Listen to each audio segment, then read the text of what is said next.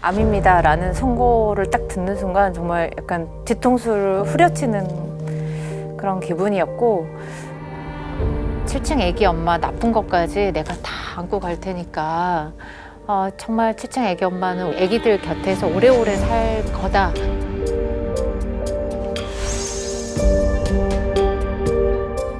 육퇴하면 내가 나의 엄마, 나에게 다정하게 육퇴한 밤! 안녕하세요. 육퇴한 언니들. 반가. 저는 끝장난 줄 알았는데 인생은 계속됐다의 저자 양선아입니다. 한겨레에서 20년 동안 근무를 했고요. 저는 두 아이의 엄마이기도 합니다. 저는 유방암 3기 진단을 받고 항암 치료를 받고 지금은 병가 중인데요. 이렇게 만나뵙게 돼서 반갑습니다. 네. 남매 육아는 어떤지 우리 육아 선배께 한번 여쭤보고 싶어요. 너무 힘들어서 못하겠어요. 어떻게 둘이나 키우셨어요? 저는 되게 재밌어요, 사실은. 네. 딸과 아들은 굉장히 다르고 딸 키우는 재미, 아들 키우는 재미 둘 다 누릴 수 있어서 네, 그게 굉장히 재밌어요. 우리 미영 언니 어떻게 도전?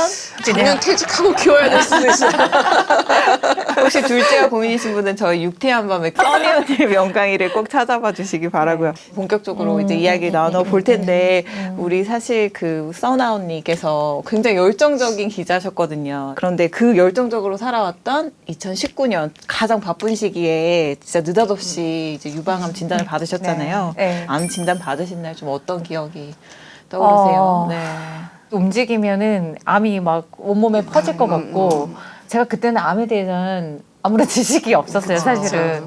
금방 전이 될 것 같은 그런 공포감 뭐 이런 것 때문에 거의 식은땀을 막 뻘뻘 흘리고 그리고 막 좀 잠도 못 자고 막막했습니다. 네. 며칠 지나니까 막 억울한 생각이 들더라고요. 막 암에 걸렸다고 하니까 뭔가 시한부 선고를 받은 것 같은 거예요. 네. 그래가지고 내 삶이 이렇게 허망하게 끝나가는 건가?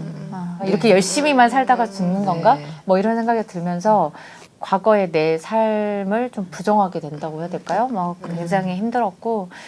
근데 그때 그렇게 또 진단 받으시고 우리 써나 언니는 서점으로 달려가서 또 책부터 암 관련된 공부부터 하셨어요.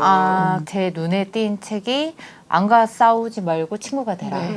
그 책이었는데 약간 그 책을 읽으면서 약간 마음이 안정이 되더라고요. 그날 그냥 서점에 가서 그런 암과 관련된 책들을 읽고 그리고 좀 뭔가 이렇게 마음을 좀 다잡을 수 있었던 것, 중심을 잡을 수 있었던 것, 이게 굉장히 그때 굉장히 잘한 일이라고 생각합니다. 그 암 공부하시면서요. 그 아픈 몸에 대한 관점을 바꾼 계기가 있으셨을 것 같아요. 그 암 선고를 받고 굉장히 이제 제 자존감이 굉장히 추락이 됐었어요. 이제 내가 죽는 건가? 뭐 이런 생각을 하고 있던 와중에 회사의 한 후배가 저한테 준 책이 아서 프랭크라는 의료사회학자의 아픈 몸을 살다라는 책이거든요. 제가 굉장히 감동 깊은 구절이 있는데 그 책을 소개해 주세요. 그럼요. 많은 것을 잃겠지만 그만큼 기회가 올 겁니다. 관계들은 더 가까워지고 삶은 더 가슴 저미도록 깊어지고 가치는 더 명료해질 거예요. 당신에게는 이제 자신의 일부가 아니게 된 것들을 애도할 자격이 있지만 슬퍼만 하다가 당신이 앞으로 무엇이 될 수 있는지 느끼는 감각이 흐려져선 안 돼요. 당신은 위험한 기회에 올라탄 겁니다. 운명을 저주하지 말길. 다만 당신 앞에서 열리는 가능성을 보길 바랍니다. 이런 구절이에요. 이 구절을 읽으면서 완전히 이제 관점이 바뀌었어요. 지금 내가 유방암을 앓고 있는 이 삶도 내 삶의 일부이고 그리고 지금도 여전히 내 삶은 현재 진행형이다. 그래서 내가 이 삶을 어떻게 살아가고 지금 이 시간을 또 어떻게 보내느냐에 따라서 미래가 바뀌어질 수 있다. 이런 생각이 드니까 좀 그 다음에 진행 이제 뭘 할지 이런 것들이 보이더라고요. 그래서 굳이 암이 아니더라도 우리가 인생을 살면서 우리가 예측하지 못한 상황들에 놓이는 순간들이 굉장히 많잖아요. 저는 이제 암을 진단받고 이렇게 투병하는 과정에서 제가 굉장히 삶의 지혜를 얻은 것 같은데, 내가 생각하지 못한 상황들에 있을 때 그 상황 속에 매몰되기보다는 좀 빨리 그 상황을 객관화하고, 그리고 그 상황을 먼저 경험한 사람들이 언제나 있더라고요. 네. 지금 내가 놓인 어떤 위기나 고통을 먼저 겪은 사람들의 이야기를 들어보는 것도 저는 굉장히 큰 도움이 될 것이라고 생각을 하거든요. 그래서 그런 것들을 여러분들한테 권해드리고 싶습니다. 네, 그래서 오늘 그런 이야기들을 이제 나누려고 우리 써나 언니를 모셨고, 네, 사실 저희도 섭외할 때 고민을 좀 했어요. 이제 어떤 관점이었냐면 그 2년 넘게 치료받으시고 여러 가지 고통을 겪으셨는데 그걸 다시 말씀을 해달라고 하는 게 저희가 겪어보지 않았기 때문에 괜스레 너무 죄송하고 그런 마음이 들었는데 네. 조심스럽게 또 말씀을 드렸더니 또 이렇게 네, 해주셨고. 네, 기회를 주셔가지고 저희 너무 제 영광입니다. 네, 감사한데 사실 저는 암 투병기 같은 거를 글로 이렇게 진지하게 오랫동안 읽어본 적이 없어요. 사실은 그 써나 언니 같은 경우에는 본인의 투병기를 신문에도 연재하시고 이렇게 책까지 내시고 되게 부지런하게 전 진짜 쉼 없이 뭔가를 아프신데도 불구하고 했던 것 같아갖고 굉장한 용기가 있었던 것 같아요. 용기라기보다는 저한테는 글쓰기가 사실은 저한테 굉장히 치유의 역할이었어요. 네. 제가 암 진단 받기 전에는 주변에 이렇게 많은 암 환자들이 있는지 몰랐고 또 암이라는 게 어떤 질병인지에 대해서 구체적으로 잘 몰랐던 것 같아요. 그런데 암이라는 현장에 어떻게 보면 취재를 하러 나간 것 같은. 뛰어든 것이 아닌가라는 생각이 들었고, 사실은 이게 저한테는 어떻게 보면 새로운 어떤 취재 현장처럼 느껴지기도 했어요. 기록을 해놓으면 다른 환자들에게도 굉장히 도움이 될 것이다, 이런 생각이 들었고, 실제로 이제 연재를 나가고 또 이 책이 이제 나오고 나서 많은 분들이 너무 도움이 됐다고 말씀을 하셔서 저는 굉장히 보람을 느끼죠. 네. 가족이 아팠던 경험이 있는 저로서도 앞서 이렇게 겪어보신 분들이 남은 기록이 정말 많이 도움이 돼요. 항암 치료는 굉장히 긴 시간 그쵸.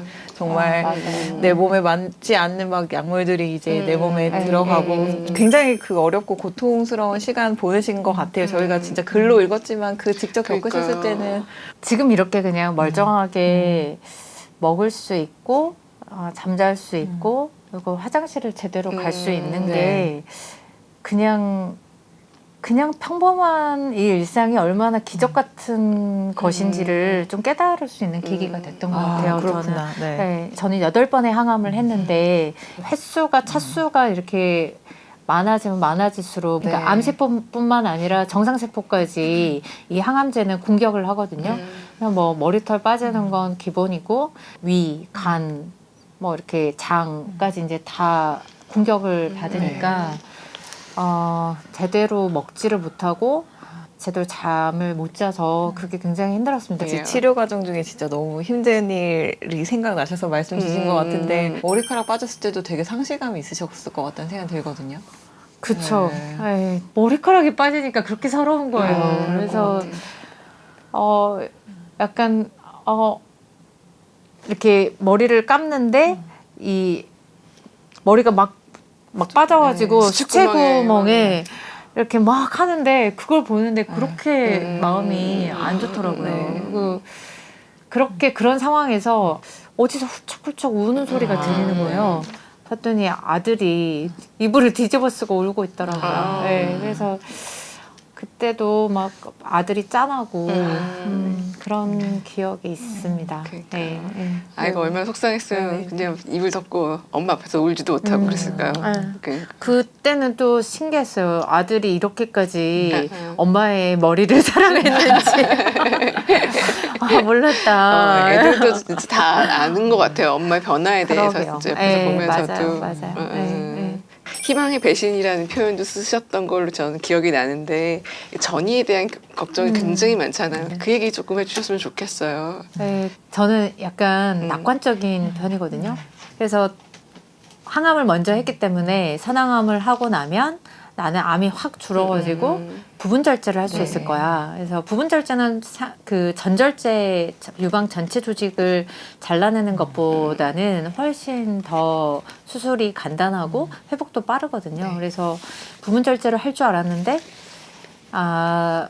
항암하고 나서 암이 줄긴 줄었지만 전절제를 해야 되겠습니다. 이런 얘기를 들었어요. 그래서 그때의 어떤 그 배신감? 그거는 또 장난이 아니었죠. 그러니까 한쪽 가슴을 다 잘라내야 된다고 생각을 하니까 이전에 사실 제가 제 몸을 이렇게 자세히 뭐 이렇게 들여다보거나 사실 제 가슴을 막 이렇게 들여다보면 막상 막 그 전절제를 한다고 하니까 너무 막 그 안타까운 거예요. 안타깝고 너무 내 가슴한테 미안하고 내가 너를 참 아껴주지 못했다 뭐 이런 생각도 들고 네가 아프기 전에 내가 좀 알아줄 걸 뭐 하는 마음도 들고 그래서 많이 울고요. 많이 울었어요. 복원하는 과정에서 내 단호한이들과의 얘기가 굉장히 재밌었어요. 막 그죠? 서로 막 가슴을 치더라고요. 가슴을 잘라내면 또 어떤 모양인지. 네. 그러니까 가슴 전절제를 하고 나면 미복원을 이제 하시는 분도 있고 복원을 하면 보형물을 넣고 네. 복원을 하시는 방법 아니면 나의 이제 이 뱃살이나 등살 네. 이런 데서 떼서 이제 복원을 하시는 네. 방법 이렇게 세 가지가 있는데 여러 가지 이제 고민을 하면서 이제 그때도 또 어떻게 해야 되겠어요. 우리 선배 환우들 분들한테 어떻게 하냐고 물어봐야 그쵸. 되잖아요. 정말 그 마음이 너무 고운데 이제 괜찮으면 내가 보여줄 수 있다고 네. 그러면서 제가 이제 병원에 입원해 있을 때 병문안 오셔가지고 커튼을 탁 치고 되게 가슴을 해서 보여주시는데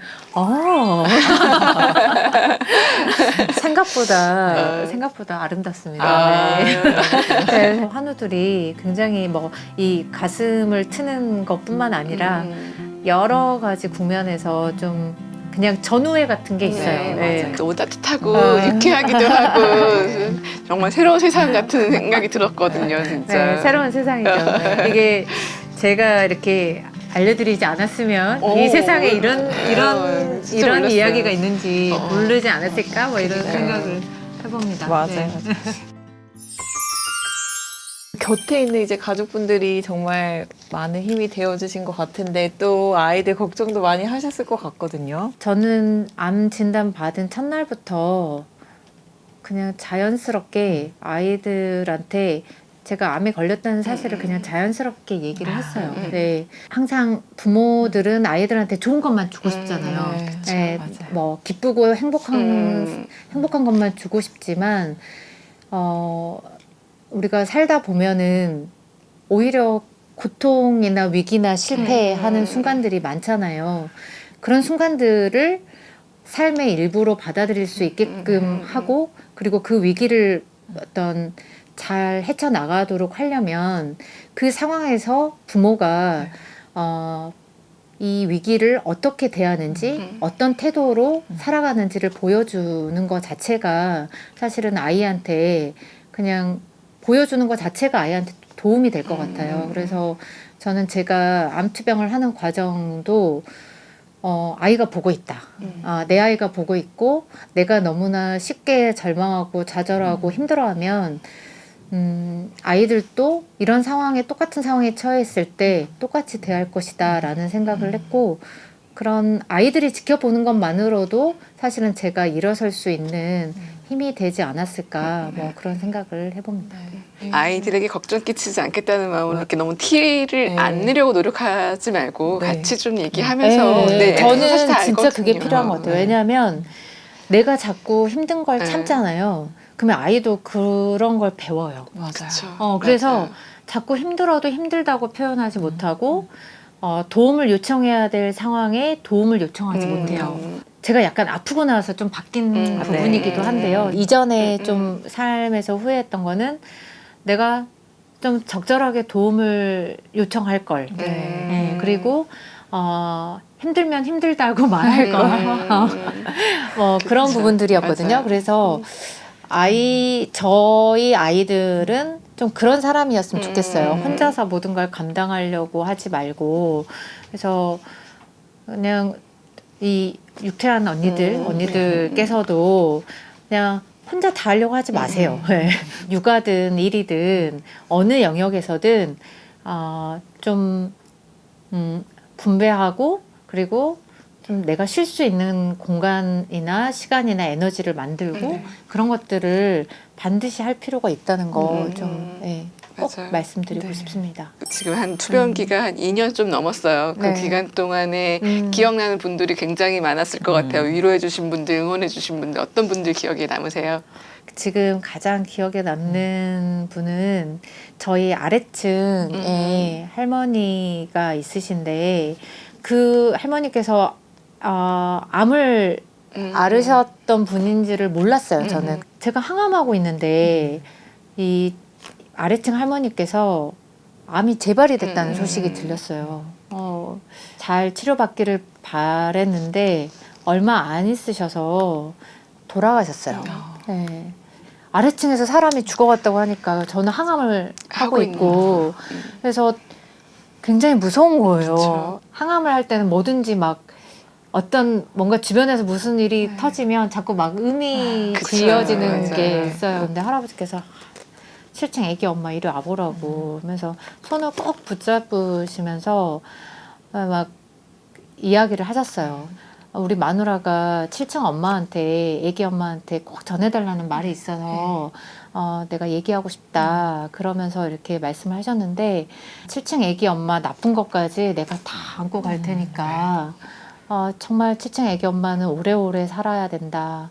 이렇게 애기들 곁에서 오래오래 살 거다. 이렇게 이제 말씀하셨다는 거예요. 근데 왠지 그 할머니가 저를 딱 지켜보면서 지켜줄 것 같은 기분 있죠. 약간 맞아요. 그런 따뜻한 마음 그쵸. 때문에 살아갈 수 있는 거구나. 그리고 앞으로 나도 누군가에게 이렇게 따뜻한 마음으로 살아야겠구나. 뭐 이런 생각들을 할 수 있게 해준 계기가 됐어요. 네. 그러니까. 사실 40대 유방암을 가장 많이 겪는다라고 이제 통계에 잡혀 있다고 말씀을 들었는데 이제 불안하고 좀 두려운 마음으로 이제 병과 싸우고 계신 분도 계실 거고 또 가족분들도 계실 것 같고 네. 그런 분들이 계시면 좀 어떤 말을 해드리면 도움이 될지 좀 혹시 여쭤봐도 괜찮을까요? 네. 일단 저는 이게 의존하는 능력을 키워라. 많은 분들이 암투병을 할 때 자꾸 혼자 씩씩해지려고 네. 해요. 제가 주변을 둘러보면요. 네. 약간 힘들다는 내색도 안 하고 혼자서 이 힘든 시기를 넘어서려고 하시는데 그러지 마시고 이럴 때 의존하고 도움받고 그랬으면 좋겠다. 이런 생각이 들고요. 두 번째로는 내가 나를 믿어야 된다. 네, 나의 열렬한 응원자가 돼야 된다. 어떤 순간에도 나를 믿어야 된다라는 말씀을 드리고 싶은데요. 치료를 하면 의사한테 의존할 수밖에 없는 네. 상황들이 오긴 네. 하는데 의사들이 해줄 수 있는 거는 응급처치 정도거든요. 암이라는 병은 굉장히 장기전이에요. 이 수술을 하고 항암을 하고 여러 치료를 받고 난 뒤에 굉장히 긴 시간 동안 관리를 잘 하는 게 중요한데 응급 상황이 딱 지나잖아요. 네. 그러면 가족이든 그러니까 가족도 그렇고 뭐 친구들도 그렇고 동료들도 그렇고 이 사람이 암 환자라는 사실을 겉으로 보기에는 저도 지금 이렇게 맞아요. 멀쩡하잖아요. 건강해 보이고 더 건강해 보인다라는 얘기도 듣거든요. 잊어버려요. 네.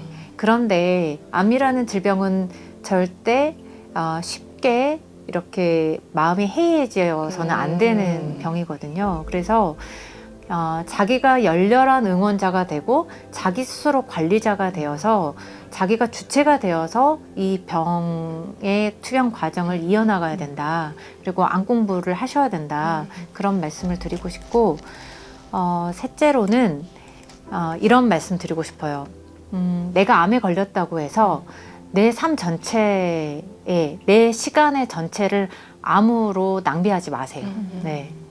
정말 그 암에 걸리고 난 뒤에 온통 암에 대한 생각만 하시는 분들이 있어요. 뭐 혹시 전이 되지 않을까? 그렇죠. 재발되지 않을까? 이런 생각들을 하면서 모든 시간을 암에 대한 생각으로 그렇게 채우는 그런 분들이 계신데 저는 그거는 그냥 암은 내 삶의 일부다. 일부이고 그만큼의 관심을 기울이고 그리고 치료 자체가 내 인생의 목적이 될 수는 없다. 내가 꿈꾸고 있는 삶이 있잖아요.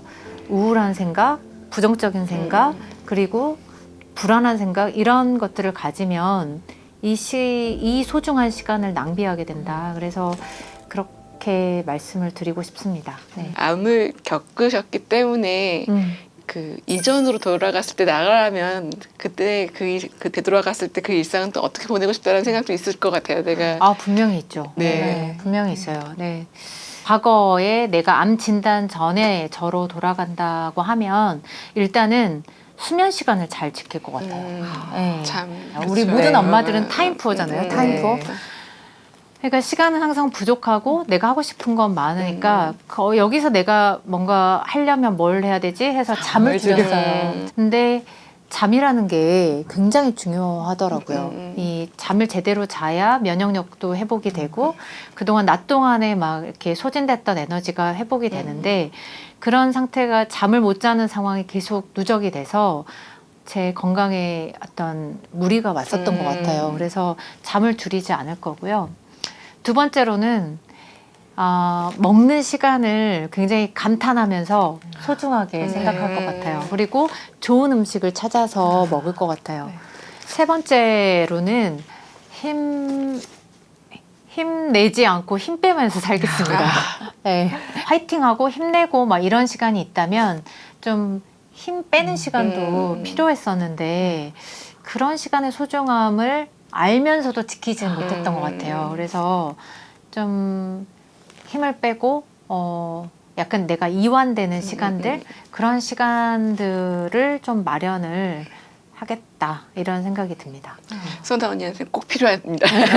너무 열정적이고 너무 열심히 사는 분이 돼요 진짜. 네. 이제 생존의 문제가 있기 때문에 다시는 아프면 안 됩니다. 저는 다시는 그럼요. 아프면 안 네. 되고 이제 할머니가 되는 게 꿈이라서 맞아요. 할머니가 될 때까지 건강하게 살려면 이 세 가지를 잘 지키도록 하겠습니다. 네. 함께 하신 소회 혹은 뭐 정말 못한 이야기가 혹시 있으시다면 끝으로 인사 겸해서 말씀 주시면 좋을 것 같아요. 네. 이렇게 육태현 언니들하고 함께 시간을 보내니까 좀 새롭네요. 지금 아이들과 함께하는 이 시간은 다시 돌아올 수 없는 시간이거든요. 아이들과 내가 함께한 시간은 절대 어디로 낭비되지 않아요. 네. 정말 그 시간이 오롯이 쌓여서 여러분과 아이의 좋은 관계가 만들어지고 그 관계 속에서 행복이 찾아오거든요. 그래서 물론 아이가 미울 때가 있을 거예요. 네. 말도 안 듣고 내 뜻대로 되지 않고 또 아이가 아플 때는 너무 힘들고 뭐 이런 상황들이 있으실 텐데 잘 이겨내 가시면 저처럼 조금만 더 지나시면 자유로운 순간이 조금씩 옵니다. 그 시간까지 자신의 건강도 잘 챙기시고 아이들과의 관계도 놓치지 마시고 행복하게 사시기를 소망합니다. 네.